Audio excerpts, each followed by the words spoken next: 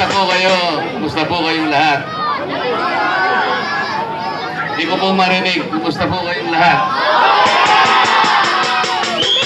Okay kayong lahat?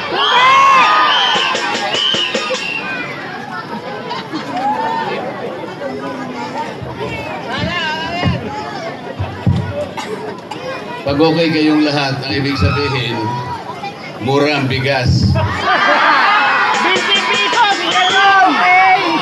Mura ang gamot. Hospital, mura. Nako, kuryente, mura. Oo, mahal pala lahat eh. Bakit sasabihin nyo mabuti kayo, mabuti ang kalagayan? Napakahirap ng buhay natin eh. Alam nyo ba na 27% po ng ating mga kababayan ang nagsasabi ngayon na hindi po sila nakakakain sa tamang oras? Yes! Tama. Survey po yun ha. Masyadong mataas po yun. 27%. Yun naman nagsabi po na sila'y mahirap. Mahigit 15 pamilya po ang nagsabi. Nakakaramdam na po sila ng hirap. Kung ang isang pamilya po ay mayroong 5 miyembro, halos 78 million na Pilipino po ang nakakaramdam na sila'y mahirap. Hindi po ganito ang gusto nating mangyari. Ang ginagawa po ngayon, para bang kapag kayo'y nabigyan ng ayuda, yun na yata yung sagot. Binibigyan kayo ng AX, binibigyan kayo ng tupad, ng MAIP, ng AKAP. Tama po? Lahat po ba nabibigyan?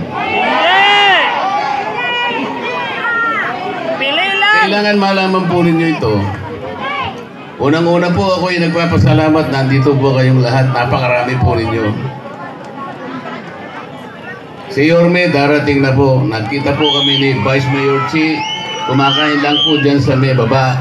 Oo, kumain nga ganun. Nauna na po akong magsalita dahil may pupuntahan pa po kami sa kabila. Pero bago po ang lahat ay gusto kong sabihin, wala po akong daladalang AX. Wala pong tupad, wala pong AKAP. Alam po ninyo, pag sinuma natin itong 5 ayuda na binibigay po ngayon sa mga tao, nagkakahalaga po ito ng 194 billion pesos. Ganon po karami. Ang dapat pong mabiyayaan sa laki ng halagang ito, hindi dapat kukulangin sa 27 million na mahirap na Pilipino.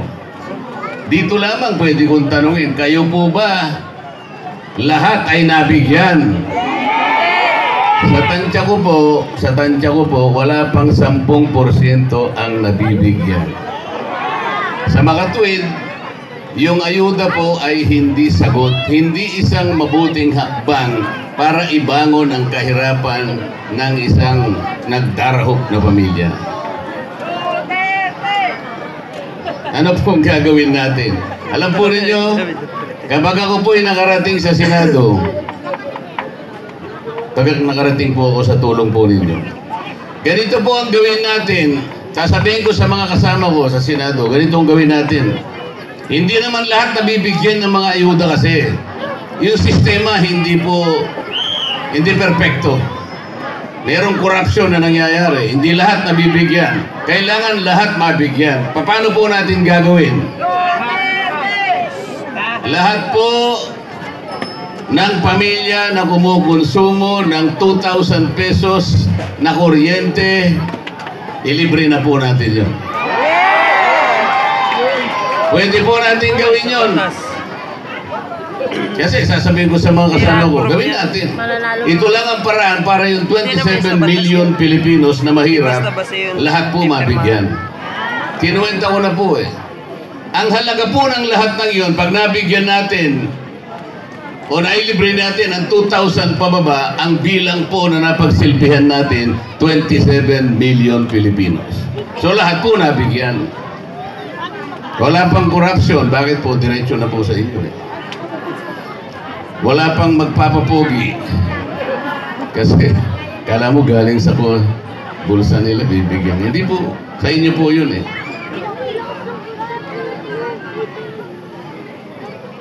Ganun po dapat ang unang gawin ng ating pamahalaan. Hanapan po ng solusyon ang napakalaking problemang inaharap pang kabuhayan ng ating bansa. Hanggat hindi po natin naibababa ang presyo ng kuryente, hindi po mabubuhay, hindi uunlad ang ekonomiya ng ating bansa. Kasi po tayo ang pinakamataas sa singil ng kuryente sa buong Asia. Hindi po yun ang layunin ng batas.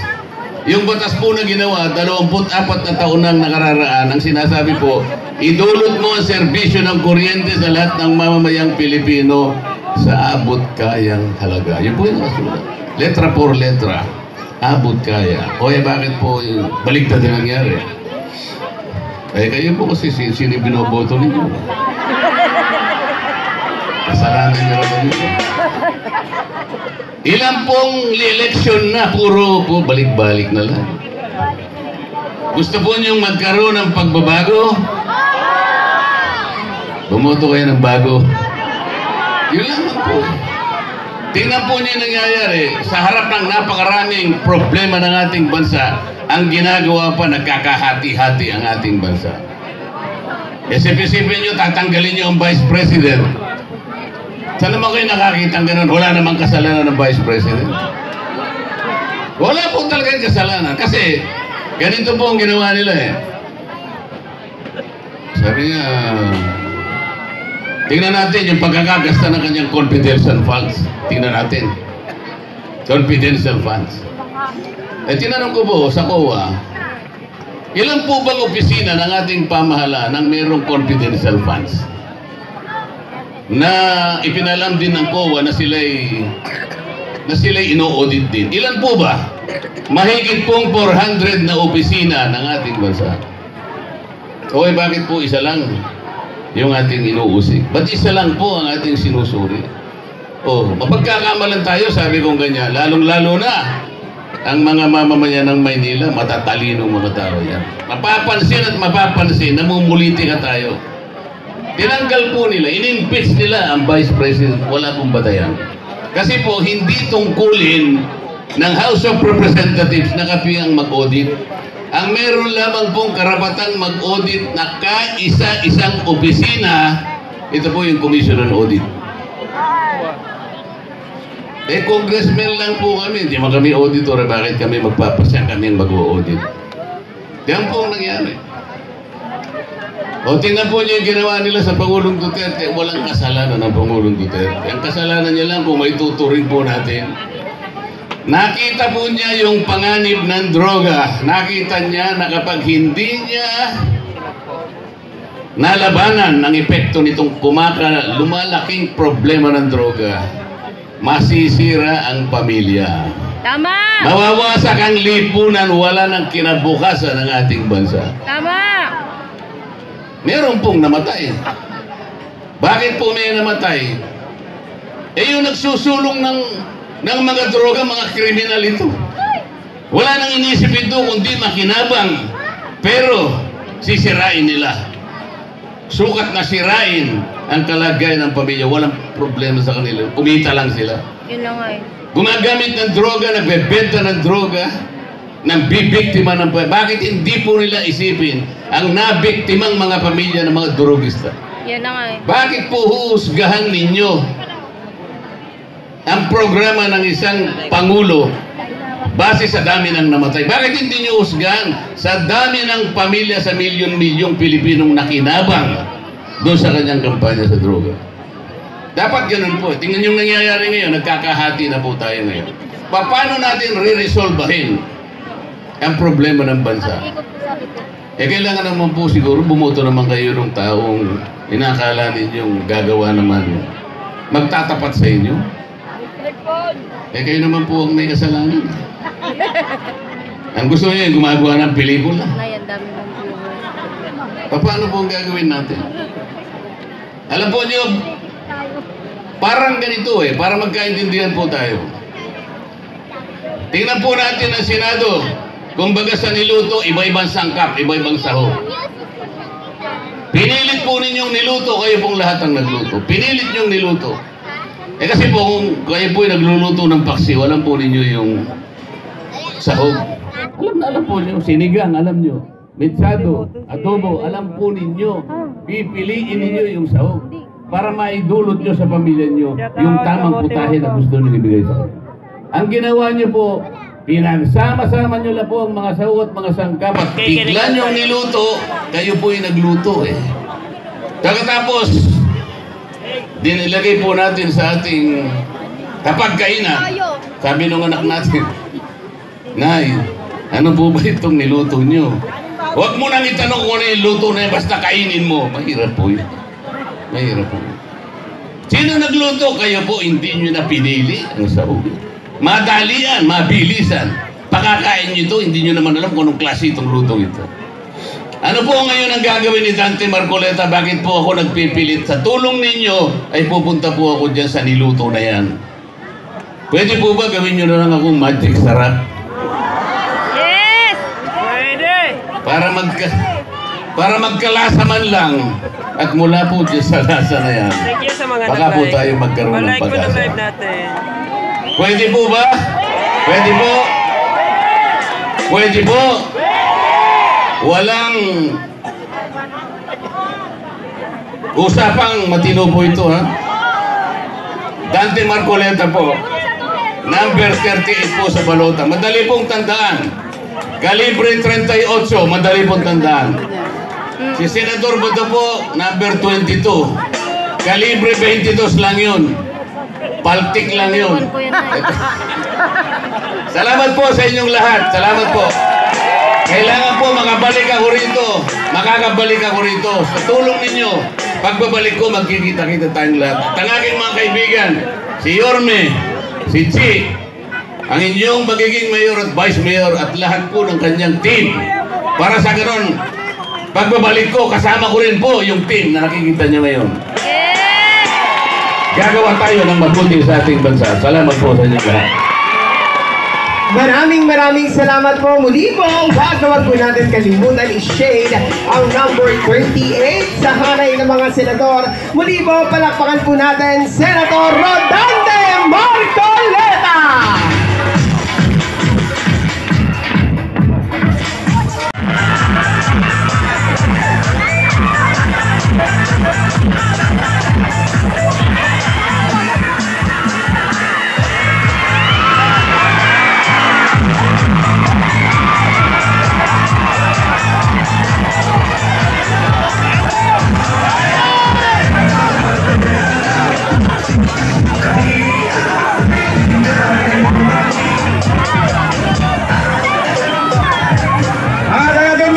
Iparamdam niyo ang mainit tayong tumanggap ng bisita, Philip Salvador!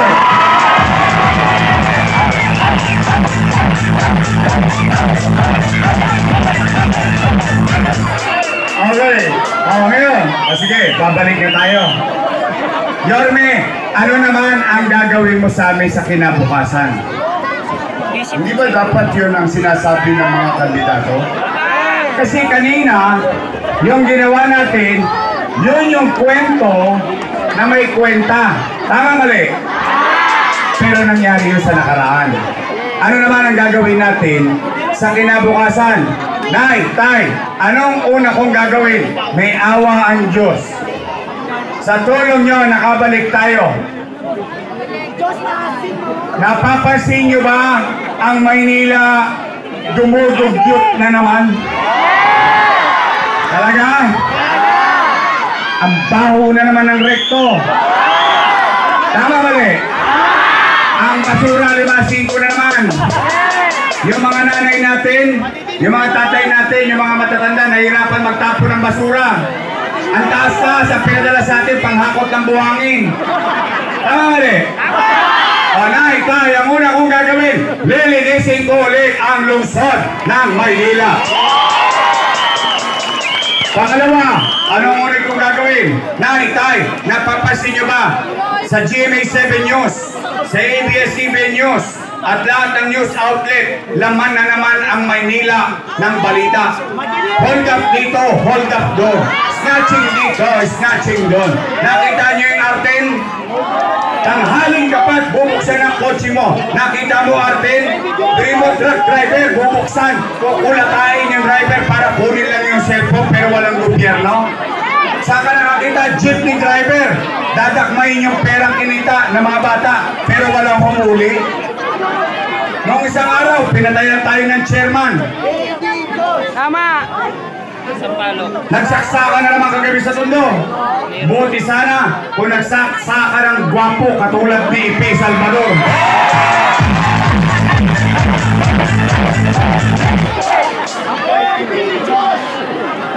At dumami na naman ang mga agit.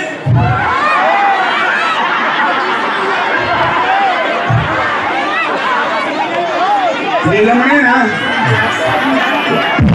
Manyang ka po yun. Paglaki mo, huwag yan, ha? Tay! Pangalawa kong gagawin. Ito, kidding aside. Ibabalik ko sa inyo at ipararamdam ko muli sa inyo yung gobyerno sa umaga, sa tanghali, sa gabi, hanggang madaling araw, may gobyerno ulit sa lungsod ng Maynila. Kaya mga tulongnes, bago na kayo. Pigilan niyo ng trompeta, ha? Ang foil, masarap sa bangus. Pang-ihaw yun.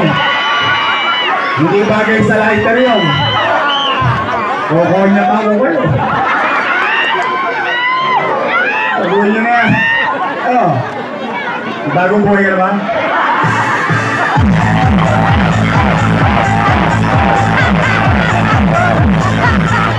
Yang na yan ba? I love you. Talagang taga-tundo lang makakalat ang taga-tundo kayo. Tayo lang ang nagkakaamuyan. Bakit ko kong gagawin? Nay, pero ito magastos to. Pero nagawa ko na to. Itutuloy ko na lang.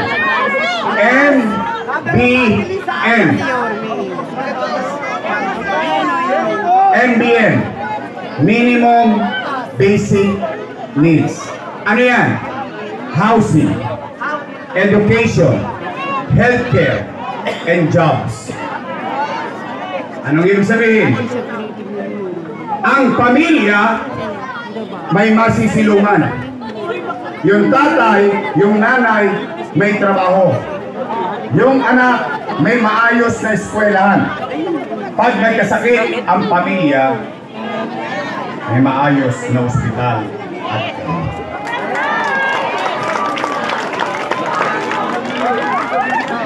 Yorme, may pupuntahan ba yung MBN? Opo. Sinong gumawa niyan?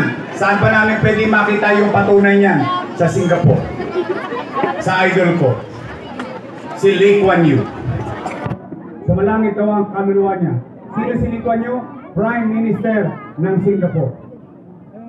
In Singapore, 50 years ago, 60 years ago, mas malala pa ng 10 doble sa atin noong 1980s ng Tondo ang Singapore. 5-5 ang adik doon. Droga, gang, patayan, holdapan, rapan, and so on and so forth. Dahil sa isang tao. Isang tao lang. And I'm telling you, isang tao lang. Ang pangalan niya, Lee Kuan Yew. Siya lumalaban kahit sa kakampi. Gusto ko malaman niyo to, ha. Pag kahit kakampi niya, inaaway niya kapag malalagay sa alanganin ang katayuan ng kanyang mamamayan. Ngayon, anong tanong? Saan napunta ang Singapore? Maganda ba Singapore? Pwede ba ako makahanap ng testigo rito? Sino nakakita ng Singapore? Nakita yung Singapore? Singapore? Nakita niyo na? Maganda Singapore? Maganda. O sige, gusto niyo makita Singapore? Taas ang kamay. Buksan niyo na, gabi na. Malayo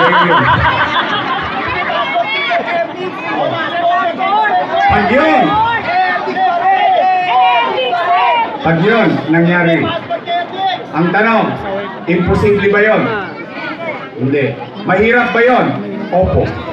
Mahirap. Hindi ko naman, sabi ko sa inyo, hindi ako magkakaila. Pero ang tanong, nagawa ko na ba? Ayun. May sample na eh. Itutuloy ko na lang in the next 10 years ko. May awa ang Diyos sa tulong nyo dito sa lungsod ng Maynila. Oh, ano pang gagawin mo, Yorme? Wala na, uwi na. Ang dami na nun eh.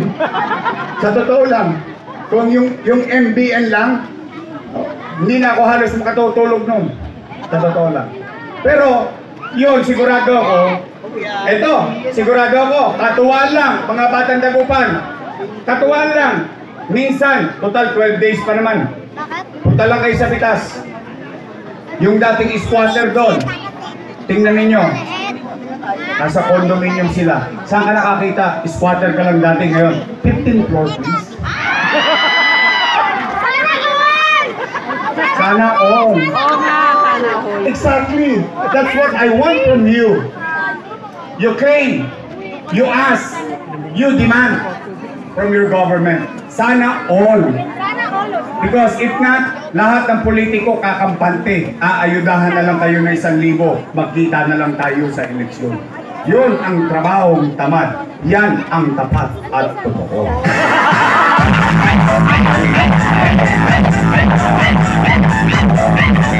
Uy, ngayon ako napapasaya sa itablado, ha?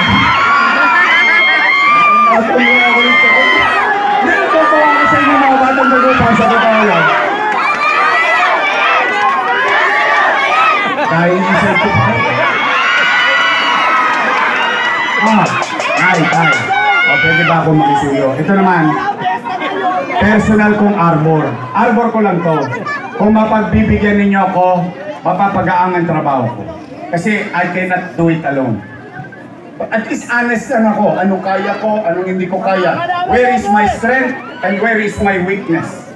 Yeah, I'm telling you, Nay, Tay, pwede ba ako makisuyo sa inyo? Straight tayo, your message.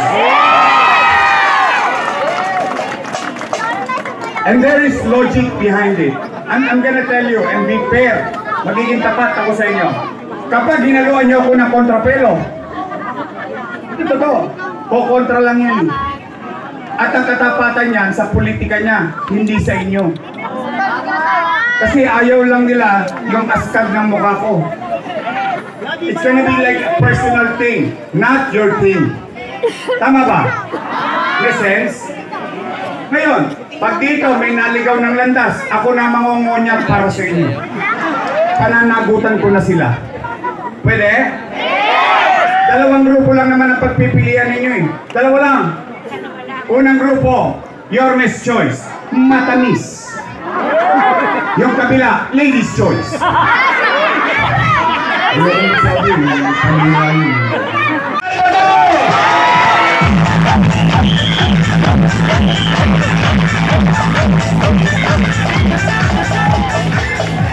Magandang gabi po sa kanilang lahat. Beautiful night. That's true. Alam niyo po, kanina pa po ako nandito. Pinakikinggan ko yung pinakamagaling na mayor ng Republika ng Pilipinas. Si Yorme. Isko, parang ayaw niyong maniwala. Naniniwala kayo? Naniniwala kayo? Kanina pa tayo magkakasama dyan. Dikit-dikit tayo dyan. Di ba? Oo. Naniniwala kayo ang pinakamagaling ng mayor ng Republika ng Pilipinas. Si Isko Moreno. Naniniwala kayo? Hindi ko po marinig hanggang dulo eh. Naniniwala po ba kayo? Ako po matagal lang naniniwala. Alam niyo po, si Yorme kasi, nakasama ko po ito. Andun pa lang po siya sa grupo ni Kuya Germs. Buhay pa si Kuya Germs, no? Sabi po sa akin ni Kuya Germs, ni Herman Moreno, yung isang alaga ko, isama mo naman sa pelikula mo. Alam niyo po, agad-agad, sinama ko po si Yorme sa pelikula ko. Pamilya Valderrama. Kami Yes! po magkasama doon. Nakita ko po sa kanya, ang sabi lang po niya sa akin, nag-uusap kami, sabi niya sa akin, mag-aaral po ako, gusto ko po mag-aaral, gusto ko po kasi maging public servant. Gusto ko pong maglingkod sa Maynila. Diyan po ako pinanganak. Diyan ko po gustong ipagpatuloy ang pagdadaanan ko sa aking buhay. Yun pala ang ibig niyang sabihin. Gusto niyang pahabain ang kanyang mga kamay, ang kanyang mga braso, upang mayakap kayong lahat, upang iparamdam sa inyo kung ano ang totoong liderato. Ngayon po, kanina sinabi niya, Yorme's choice. Galing po ba sa puso niyo ang inyong mga sinabing oo? Yes! Totoo po ba yan? Yes! Totoo! Yes! Alam niyo po, hindi naman kayo magkakamali at hindi kayo nagkakamali sa inyong pipiliin. Yorme's choice. Palakpakan niyo sila. Hindi ko pagkakabain ang aking sasabihin. Kung napaagang po ako ng punta, talaga pong mga panya pa ako sa inyo. Eh, ikinampanya na po ako ni Yorme. Yung pong kampanya ni Yorme para sa akin, eh yun na po yun. Alam ko, tanggap nyo ako. Tama po ba ako? Yes! Maynila, tama po ba ako? Yes! Ito lang ang pagkatatandaan nyo. Kung sino ang mga pinili ni Yorme, yan ay para sa Maynila. Hindi ho para sa kanya yan. Para sa taong bayan ng Maynila. Yes! Sabi po ni Yorme, God first. Ang kasunod po nun, kayo eh. Kayo pong lahat, ramdam nyo? Yes! Ako po ramdam ko eh. Nakikinig po ako sa kanyang mga sinasabi. Nandun po ako kanina, sabi ko, grabe itong batang to. Nakita ko na lumaki itong batang. I am honored. Nakakilala kita. I am honored na tinanggap mo kong kuya mo. Yes! Maraming salamat sa iyo, Isko po. Yorme namin yan! Ngayon po, isa lamang po ang sasabihin ko sa inyo dahil agaya na sinabi ni Mayor kanina, lahat ng batikos, araw-araw inaabot niya. Ako rin po, araw-araw inaabot ko. Busters, every single day. Every single day. Pero ano ang ginagawa ko? Tinatawanan ko lang po. Pinagdadasal ko sila dahil alam ko yan ang hanap buhay nila. Yan ang pinagkakitaan nila para meron silang pambiling pagkain para sa hapagkainan ng kanilang mga pamilya. Busters. Hindi ako nagagalit. Ano daw ang gagawin ko? Artista lang ako. Totoo naman yun, artista lang ako. Hindi ako abogado, hindi ako doktor, hindi ako engineer. Ako po'y artista lamang. Pero, Maynila, ako yung artistang magiging epektibong maglingkod at magserbisyo sa sambayan ng Pilipino. Yes! At tinako po bilang senador ng Republika ng Pilipinas, numero 58 sa balota. God first! Tandaan niya. Magandang gabi po sa ating lahat. Maraming salamat. Tao. Ngayon ang ugali nito. At pinodo nyo, hindi niya mawala sa puso niya. Pagpapasalamat sa inyo. Gusto ba nyo nanalo merong tinatanaw ng puta na loob? Mga iba kundi si Senador Bongo. Yung bongo, alam nyo ano yung bongo? Ano yun? Maingay. Pero itong tao, bongo dito. Walang ingay. Trabaho lang ang trabaho. Gawa lang ang gawa. Pero, hindi na nagbabago patali. Subukan niyo. Ano man, may natulong, nagdasal tumulong. At ako naman, ay garanto sapagkat unang loob ko na gagawa ko yung buti ng senador na ito. Sinabi mo ba natin, senador? Baka na hinahinang yan. Sinabi mo ba natin, senador? Gawin natin number 1. Yes! Ako, talagang number 1. Unang-una yung boto ko yan.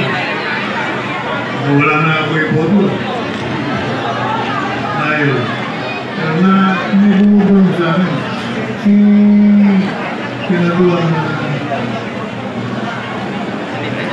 Unasan.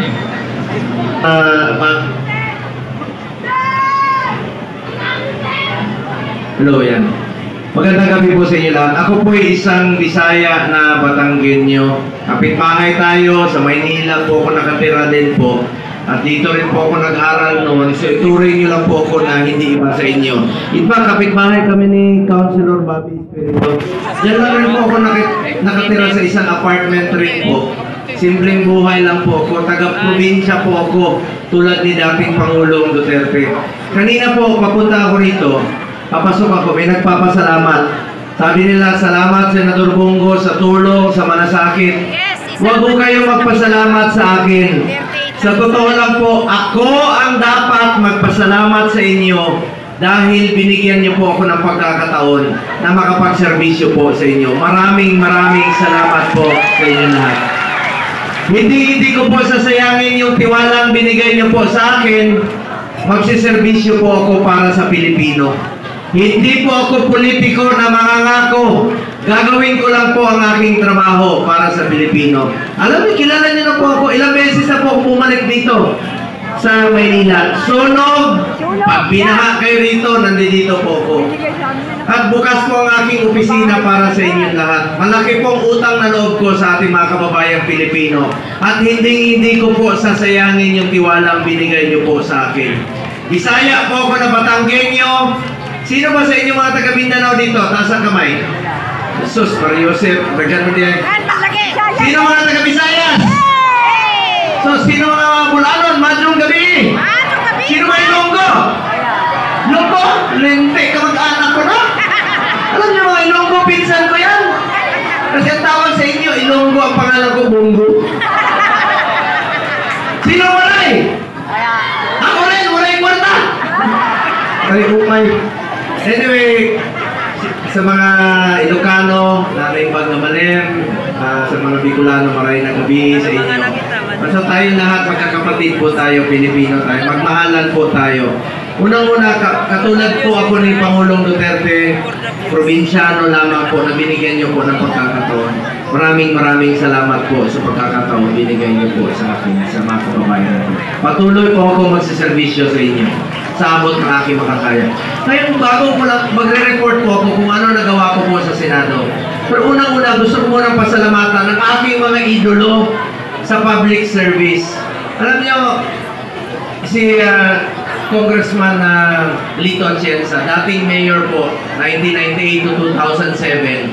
Nag-aaral pa po ako dito, nakikita ko na po siya. Tinitingala ko po, masaya po ako makasama ngayon yung mga pamilyang tinitingala ko at nirerespeto ko tulad ni Congressman Atienza, Congressman Bagatsing.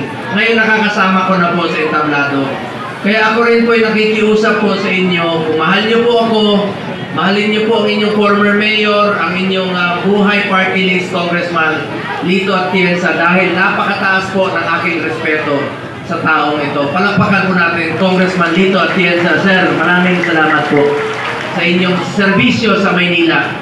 And of course, ang aking malaking utang na loob rin po ni dating Pangulong Duterte rito, yung kabaka, unang-unang sumuporta kay dating Pangulong Duterte nung tumatakbo siya, kasi Judge Ilaw po dito sa Kabaga, kamiyembro, kaklase po ni former President Duterte. Ilan lang po yung sumasama sa kami noon. Pero yung Kabaga talagang nakipaglaban, headed by our congressman. Napakabait po, napakamatulungin. Ako po makakagarantiya rin po sa inyo. Tutulong po ako rito sa Maynila sa abot ng aking makakaya. Magtutulungan po kami magtrabaho ni Congressman Amado Bagatsing. Tulungan po natin. Palakpakan po natin si Congressman Amado Bagatsing. And of course, ang aking mga kapitbahay, tulungan naman natin. Siyempre, kapitbahay ko ito, Congressman Bobby Espirito. Palakpakan mo natin. Ay, ano ba sabi ko? Congressman na. Konsyal muna, konsyal. Councilor Bobby Espirito, palakpakan mo natin. Ang engineer natin, Councilor Che Borromeo. And of course, si Attorney Jamie Hison. Ako mataas respeto ko sa mga abogado dahil ako may anak po ako, kakagraduate lang po noong 2024. CPA lawyer na po siya. Siya po yung summa cum laude ng De La Salle University sa accountancy. Number 1. Naging number 1 rin po siya sa Ateneo College of Law sa dito po. So CPA lawyer na po siya, both number 1 po. Kaya proud po ako na sa mga kabataan. Ito mga kabataan, mag-aral kayo ng mabuti ha. Edukasyon. Mamaya, bigyan ko kayong bola. Ha, mamaya. Pero laro kayo ng basketball ha. Alam nyo, bilang chairman po ng Committee on Sports, isisingit ko na lang po, talagang gusto kong labanan ng illegal na droga. Pero through sports po itong akin. Naniniwala po ako na isang paraan na labanan natin ang illegal na droga ay through sports. Get into sports, stay away from drugs to keep us healthy and fit. Pagdating ng panahon, kung may mga paliga kayo rito, pa-basketball o may mga atleta kayo, and I'm sure proud kayo. Ako proud ako. Chairman ako ng Sports 2019. Nakamit natin ang first ever gold sa 2020 Tokyo Olympics. At dito pa nanggaling sa Maynila nung Paris Olympics, 2 gold po si Carlos Yulo. Para pa natin mga taga Maynila. Kaya kayo mag-basketball na lang kayo, volleyball. O mamaya. Anin kayo. O sige.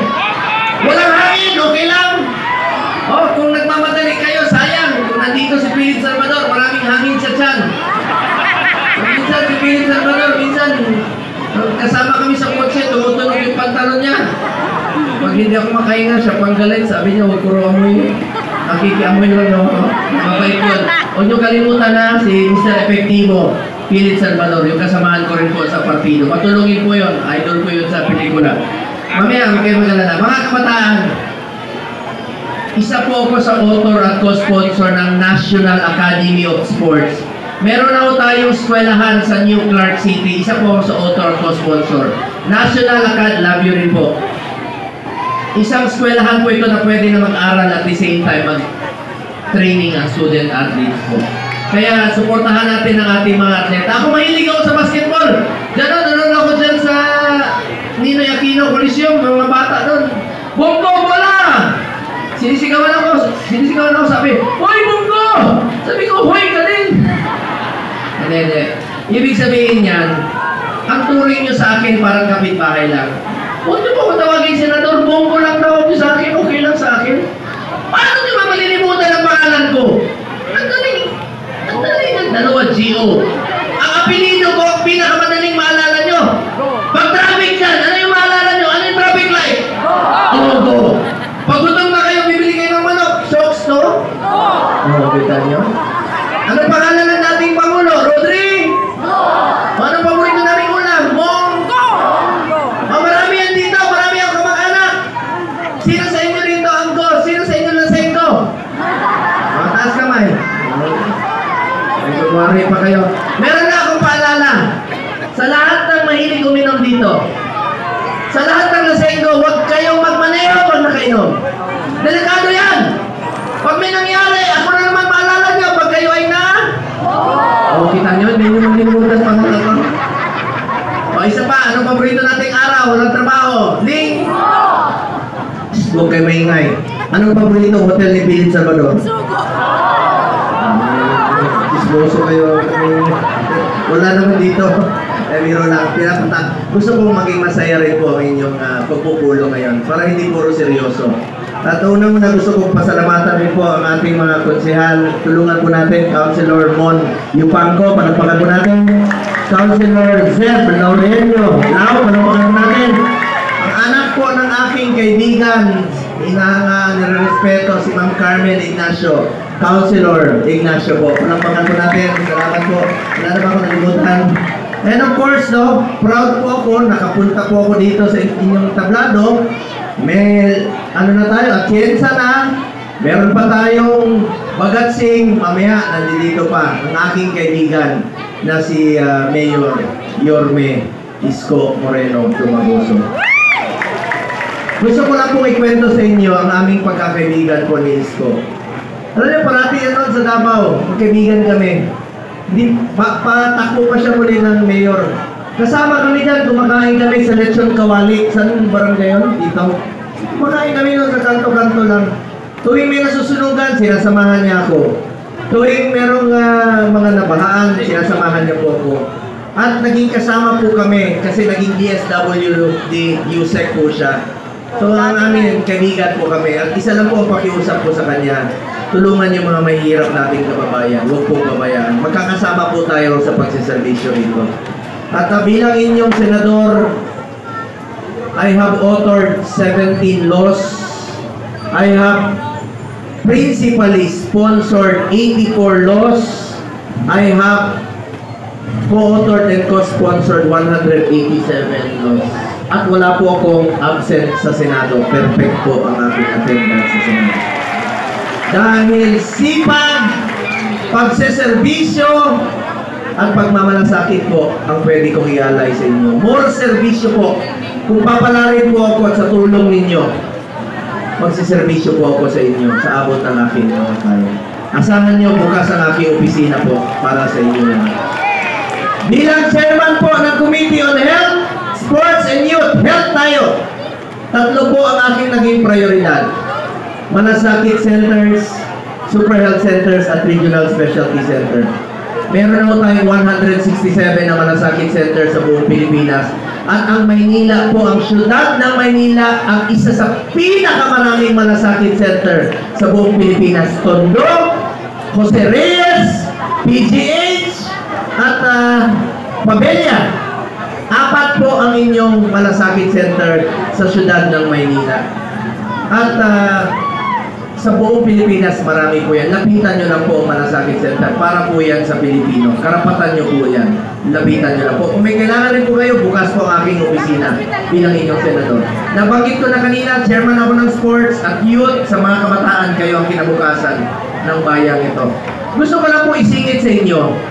Sa kakaikot ko sa mga hospital, naawa po ako sa mga watcher. Pwera sa mga pasyente na binabantayan nila. Hirap rin po sila. Wala silang komportableng higaan o upuan man lang. Tingnan nyo sa PGH. Nasa sidewalk yung mga pasyente. Ay, yung mga watchers. While waiting sa kanilang mga pasyente, di ba? Kawawa naman yung mga watchers din. Nakaupo lang dun sa sidewalk. Kaya nagpatayo po tayo ng Watchers Hall. 5 po yan. Kasama na sa PGH, Art Center, Quirino Medical Center, at yan po sa Children's Medical Center, Southern Philippines. Yan po, tingnan nyo po yung litrato. Pwede na po magpahinga. At the same time, makaupo man lang, komportable ang ating mga watchers while waiting po sa kanilang mga pasyente. Importante po sa akin ang kalusugan ng bawat Pilipino. Kaya nga, galit ako sa PhilHealth dahil sobra-sobra ang pondo nila. Habang naghihingalo po ang mga pasyente, walang pambayad. Kaya nung budget deliberation, pinapirma ko ang PhilHealth at hindi ko titigilan ang PhilHealth sa kanilang pinangako. Alam niyo ba? Tingnan niyo yung hospital billing ninyo. Sobra-sobra po pera ng PhilHealth, binalik na sa National Treasury. Tapos yung mga pasyente natin, ang liit na binabawas. Tingnan nyo, meron isa dyan, provincial health officer ng Camarines sa Norte, na-admit siya 4 million. Ang sinagot ng PhilHealth, 27,000. Na-admit siya muli, 6 million. Ang sinagot ng PhilHealth, 29,000. Ang total of 57,000, wala pang 1%. 200,000 yung nakalta sa sweldo niya, namatay na siya, nalugi pa. Kaya babantayan ko ang PhilHealth. nung budget deliberation, pinapangako ko, pinapirma ko sila. Ito yung mga pinapangako nila. Sasama na nila yung check-up sa ngipin, sasama na nila yung check-up sa mata at libreng salamin. Tataasan na nila yung case rates by 50%, pero mababa pa rin yan para sa akin, hindi ako kontento. Sasama na nila yung heart attack, no? Yung emergency cases, mga 500,000 na po pang emergency cases. At yung polisiya nilang anti-poor na napantayan ko, tatanggalin na nila. Halimbawa, meron silang polisiya na single period of confinement policy. Sa loob po ng 90 days, bawal kang i-cover ng PhilHealth pagka nagka-pneumonia ka muli. Kalukuhan yun. Bakit mo titipirin ng Pilipino? Pera natin yan. Meron pa silang polisiya na kailangan mo magpa-admit ng 24 hours bago nila i-cover. Kalukuhan po yun. Ngayon, nag-introduce sila ng bagong emergency packages. Meron pa silang polisiya no na 45 days lang i-cover nila. Kalukuhan rin po yun. Ngayon, tinanggal na nila. Yan po ang pinangako nila at patuloy kong babantayan ang PhilHealth para sa Pilipino. Dahil naniniwala po ko, ang PhilHealth para sa health yan, hindi negosyo yan. Hindi negosyo yan. Insurance yan na meron tayong masasandalan. So, salamat po sa inyong lahat. And of course, gusto ko rin pong batiin si ating Vice Mayor Chi Atienza, ang anak po ng ating minamahal na Congressman Lito Atienza. Palampakan rin po natin. Sigaw kayo ng buko, mabunggo kayo, ako kami kasalanan. Mamaya, meron po. Ito, mistiso. Salamat sa inyong lahat. Asahan niyo po, nandito lang po ang inyong Kuya Bongo. Huwag po kayong mag-atubiling lumapit sa akin. Malalapitan niyo po ako. Wala po akong kaarte-arte sa katawan. Kung anong kinakain niyo, gano'n din po ako. Kung anong sinasakyan ninyo, gano'n din po ang aking sasakyan. At mahal na mahal ko po kayo lahat. Meron lang po akong sasabihin sa inyo, sana po'y maalala ninyo sa mahabang panahon na nagkita tayo rito sa Maynila. Minsan lang po tayo dadaan sa mundong ito. Kung ano pong kabutihan o tulong na pwede natin gawin sa ating kapwa, gawin na po natin ngayon dahil hindi na po tayo babalik sa mundong ito. Ako po ang inyong Senator Kuya Bongo, patuloy na magsiservisyo sa inyo lahat. Dahil ako po ay naniniwala na ang serbisyo po sa tao, serbisyo po yan sa Diyos. May pakiusap ako, patuloy natin ipagdasal si Tatay Digong. Ipagdasal po natin ang kanyang kaligtasan, ang kanyang kalusugan, at ang kanyang kalayaan.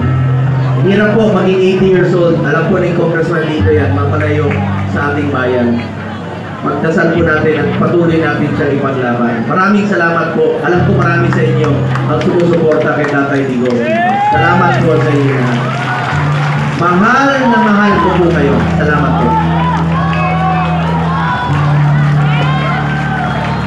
Maraming salamat po. Muli po, palakpakan po namin ang aming Mr. Malasakit, Senator Bongo!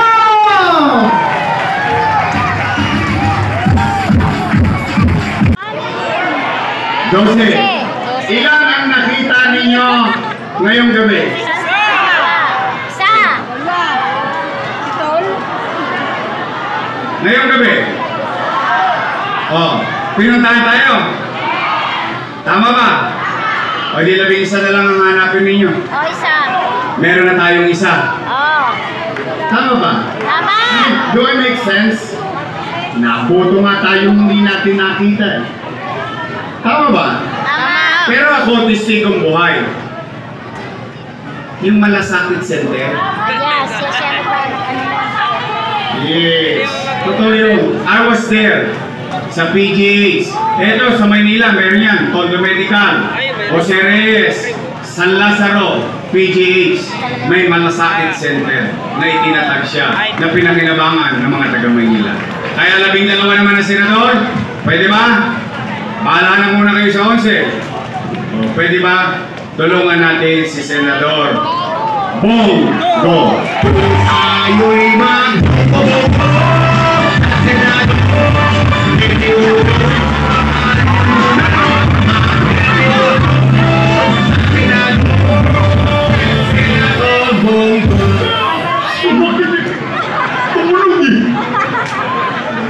Bigla ko na pa 8-8. Hoy, tulungan din natin ha si Rodante Marcoleta. Yes!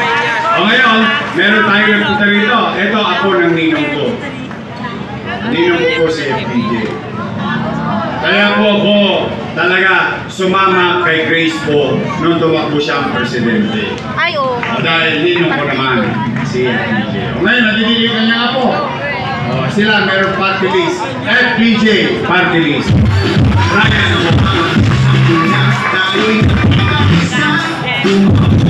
Ryan Tay, promise ha, your miss your straight.